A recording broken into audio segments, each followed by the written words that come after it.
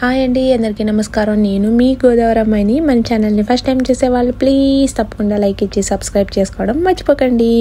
అందరికీ ముందుగా వినాయక చవితి శుభాకాంక్షలు. ఇది మన ఫస్ట్ ఫెస్టివల్ కాబట్టి ప్రతి ఒక్కరూ ఖచ్చితంగా చేసుకునే తీరుతారు. కొంతమందికి వీలుంటుంది, కొంతమందికి వీలుండదు. మాకైతే కొంచెం వీలుంది, కొంచెం వీలు లేకుండా ఉంది. ఆ సిచ్యువేషన్లో ఉన్నామన్నమాట. ఆ మనిషి అయితే మన నుంచి క్లేతో గణపతిని చూడాలని ఎదురు చూస్తున్నాడు. ఈ రోజైతే చిన్నగా విగ్రహాన్ని తయారు చేసుకొని బుక్స్కి బొట్లు అవన్నీ పెట్టేసుకొని దండం పెట్టుకొని చాలా అంటే చాలా సింపుల్గా పూజ అయితే చేసేసుకున్నాము. ఇప్పుడు మా అన్నయ్య వాళ్ళ వినాయకుడిని చూద్దాము. ఇంకా మా అన్నయ్య వాళ్ళు అయితే హైదరాబాద్లో ఉంటారు కదా. హైదరాబాద్లో బొంబాయిలోను వినాయక చవితి అంటే పెట్టింది పేరు అని అందరికీ తెలిసిందే. అసలు ఒకరిని మించి ఒకరు చేస్తూ ఉంటారు. మా అన్నయ్యలు పెట్టిన వినాయకుడు కూడా అసలు మామూలుగా లేరు. చాలా అంటే చాలా బాగున్నారు. అసలు నా దిష్టే తగిలే అంత ముద్దుగా ఉన్నారు. అసలు వినాయక చవితి అంటే ప్రతి ఒక్కరూ కూడా ఖచ్చితంగా చేసుకుంటారు. పండుగల్లో మొదటగా వచ్చేదే వినాయకుడి పండుగ. మనం అలానే ఏ పూజ స్టార్ట్ చేసినా కూడా మొదటగా వినాయకుడి పూజతోటే స్టార్ట్ చేస్తాం కాబట్టి ఈ పూజనైతే కనుక ఖచ్చితంగా ఎవరు కూడా అసలు మానరు. ఇప్పుడైతే మా అమ్మ వాళ్ళ ఇంట్లో వినాయకుడి పూజ ఎలా ఉందో చూద్దాం రండి. అబ్బా, ఎన్ని రకాల పువ్వులు, పళ్ళు, అసలు ప్రసాదాలు వచ్చి మామూలుగా పెట్టలేదు. మా అమ్మ అయితే అదరగొట్టేసింది వినాయక చవితిని. ఇక వినాయక చవితికి చేసే పిండి వంటల్లో స్పెషల్ పిండి వంట మన బెల్లం తానుకలు అయితే మాత్రం అసలు టేస్ట్ మామూలుగా ఉండదు, అదిరిపోతుంది. 1 yearలో ఖచ్చితంగా ఆ ఒక్కసారే చేసుకుంటారు నాకు తెలిసి చాలామంది. మీలో చాలామందికి తెలుసో లేదో కానీ బెల్లం తానుకలు ఈ రోజు చేసుకొని రేపు మార్నింగ్ తిన్నామంటే చాలా టేస్టీగా ఉంటాయి. అది కూడా కిందనే దోరగా కాలుతూ కొంచెం మాడడానికి దగ్గరగా ఉంటాయి చూడండి. అవైతే ఇంకా అస్సలు టేస్ట్ మామూలుగా ఉండదు. ఎవరికైనా తెలియకపోతే కనుక ఈసారి అలా తిని చూడండి, చాలా టేస్టీగా ఉంటాయి.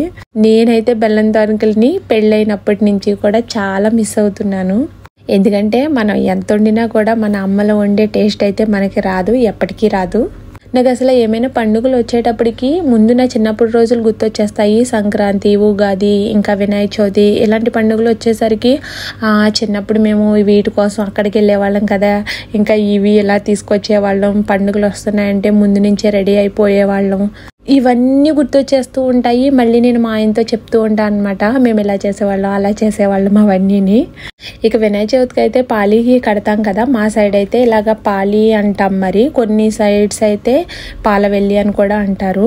మా నాన్న చూడండి ఎంత ఇంట్రెస్ట్గా కూర్చొని పూజ చేసేస్తున్నారో. మళ్ళీ ఫోటో కోసం అయితే పోజ్ కూడా ఇస్తున్నారు. సూపర్. అసలు చిన్నప్పటి రోజులు గుర్తొస్తాయి అని చెప్తున్నాను కదా. అసలు ఎందుకో చూడండి, ఇప్పుడైతే మొత్తం అన్నీ మనకి ఇంటర్నెట్లో దొరికేస్తున్నాయి. చిన్నది ఏదైనా కావాలంటే ఫోన్లో కొట్టేస్తున్నాము, దొరికేస్తుంది. ఏదైనా కూడా ఎలా డెకరేట్ చేసుకోవాలి ఏంటి అన్నీ కూడా మనం ఫోన్స్లోనే చూసేసి చేసేస్తున్నాము. ఇంతకుముందు ఫోన్స్ ఉండేవి కాదు, అంత టెక్నాలజీ కూడా డెవలప్ అవ్వలేదు కాబట్టి. అప్పుడు ఇలాంటి పండుగలు వస్తున్నాయంటే ఇప్పుడు వినాయక చవితి తీసుకుందాము. ముందు నుంచే పాలిని పైనుంచి ఎక్కడో పెట్టేస్తాం కదా చిట్టడుగుల మీద, అక్కడనే తీసుకోవడము, క్లీన్ చేసుకొని ఉంచుకోవడము. ఈ పక్కన పెట్టే వరిదుబ్బులు ఉన్నాయి కదా, వాటి కోసం చెల్లుల్లోకి వెళ్ళి వరిదుబ్బులు తీసుకురావడం. ఈ పాలికి కట్టే కొన్ని ఫ్రూట్స్ ఇంటి దగ్గరే మేమే ఈ జామకాయలని అలాంటివి పక్కన వాళ్ళ తోటల్లోనూ ఎక్కడో చోటనే అక్కడ ఇక్కడ తిరిగి అవి తీసుకురావడము. తామర పువ్వులు తెలుసు కదా, ఇంట్ల దగ్గర పల్లెటూరులో అయితే భలేగా చెరువుల్లోనే దొరుకుతాయి. మన ముందు నుంచే అనమాట, ఒక వారం 5 రోజులు అలా ముందు నుంచే తామర పువ్వులు ఎక్కడ కనిపిస్తే చాలు అక్కడ ముందే తీసుకొచ్చేసి కోసుకొని. ఎందుకంటే అప్పుడు కాంపిటీషన్ అలా ఉండేది, ఎవరికి వాళ్ళకి కావాలని అనుకుంటారు కదా. అలానే ఎవరికి ఒకరికి తెలియకుండా ఒకరు అలా తెచ్చేసుకొని ఇంట్లోనే దాచుకోవడం. అంతేకాకుండా పూజకి ముందు రోజు కానీ ఆ ముందు రోజు కానీ మనకి పూజకి సంబంధించిన సామాన్లు ఏం కావాలి, ఇంకా వంటలకు సంబంధించిన సామాన్లు ఏం కావాలి అని ఒక స్లిప్ మీద రాయడం. ఇది టౌన్కి వెళ్ళి ఆ సామాన్లన్నీ కూడా తీసుకురావడం అలా చేసేవారు కదా. ఇప్పుడైతే వినాయకుడి విగ్రహం ఎవరైనా తీసుకురావాలంటే ఫోన్లో ఫోటో పెట్టడము, వీడియో కాల్ చేయడము, ఇంకా వాళ్ళకి నచ్చింది సెలెక్ట్ చేసుకోవడం, తీసుకురావడం అలా ఉంది. ఇంతకు ముందు అయితే మా నాన్నగారు అసలు ఎలాంటి విగ్రహం తీసుకొస్తారు, ఈ ఇయర్ మనకి ఏ కలర్ విగ్రహం వస్తుంది, అసలు వినాయకుడు ఎలా ఉంటారో చూడాలని మా నాన్న పూజా సామాన్లన్నీ తీసుకొచ్చే వరకు ఎదురు చూస్తూ ఉండేవాళ్ళం అనమాట. తీసుకొచ్చిన వెంటనే పేపర్ ఓపెన్ చేసి చూస్తే అబ్బా వినాయకుడు ఈసారి కలర్ వచ్చారు అని చూసుకొని ఆనందపడేవాళ్ళము. మళ్ళీ ఇవన్నిటితో పాటుగా అప్పుడు అసలు ఫ్రూట్స్ కొనాలంటే ఇప్పుడైతే డైలీ కొనుక్కుని ఈజీగా తినేస్తున్నారు ఎవరైనాని. అప్పుడు ఇలాంటి పండుగలు వచ్చినప్పుడు మాత్రమే ఆ పళ్ళు అనేవి తెచ్చుకునే వాళ్ళము.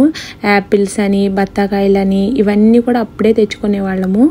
మళ్ళీ నెక్స్ట్ రోజు స్కూల్కి తీసుకెళ్ళడం, లేదంటే ఒక యాపిల్నే కట్ చేసుకొని నలుగురు 4 బద్దల కింద కోసుకుని తినడం. ఏదేమైనా కానండి, పెళ్ళికి ముందు మన అన్నయ్య లేదంటే చెల్లి, అక్క, మన అమ్మ నాన్నలతో చేసుకునే పండుగలు అవి వేరే విధంగా ఉంటాయి. పెళ్ళైన తర్వాత చేసుకునే పండుగలన్నీ కూడా వేరేగా ఉంటాయి. చాలామంది అనుకుంటూ ఉంటారు కదా, మెయిన్గా నేను మళ్ళీ చిన్నగా అయిపోతే బాగుండు, అప్పుడు రోజులన్నీ మళ్ళీ వెనక్కి వస్తే బాగుండు అనేసని. ఎందుకంటే అప్పుడు ఏదైనా కావాలంటే మా అన్నయ్యతో ఫైట్ చేయడము, అన్ని చాడీలు చెప్పడము, అన్నయ్య ఇది చేశాడు అది చేశాడని. అప్పుడు రోజులే వేరండి ఎలాగైనా కూడా. ఇప్పుడు అవన్నీ చాలా మిస్ అవుతున్నాను. మేబీ నేను కువైట్కి వచ్చేయడం వల్ల అనుకుంటా, అంటే ఇంటి దగ్గర ఉండే ఏ పండుగలకి ఉండను, వెళ్ళడానికి ఉండదు. దానివల్ల ఇంకా నేను చాలా మీరందరూ 60% 70% మిస్ అవుతే నేను 95% మిస్ అయిపోతున్నాను. నాకు అందుకే పండుగలు అనేటప్పటికీ నా చిన్నప్పటి రోజులే గుర్తొస్తాయి. నాకు తెలిసి బయట దేశాల్లో ఉండే చాలా మంది, అంటే 99% మంది నాలానే ఇలానే ఫీల్ అవుతూ ఉంటారు ఖచ్చితంగాని. నేను ఈ వీడియోలో చెప్పినవి కరెక్ట్ అంటారా కాదంటారా? సేమ్ నాలానే ఎవరైనా ఇదే ఫీలింగ్స్ని ఇప్పుడు కూడా ఫేస్ చేస్తూ ఉంటే కామెంట్ చేయండి. అంతేకాకుండా మన చిన్నప్పటి రోజులు మళ్ళీ ఎప్పటికీ రావు, కానీ మనం ఆ రోజులు కావాలని కోరుకుంటూనే ఉందాము. ఈ వీడియో అయితే 100% చాలా మందికి నచ్చుతుంది. మీలో నచ్చి ఉంటే కనుక, వీడియో యూస్ఫుల్ అవుతుంది అనుకున్న వాళ్ళు లైక్ ఇచ్చి షేర్ చేసి సబ్స్క్రైబ్ చేసుకోవడం మర్చిపోకండి.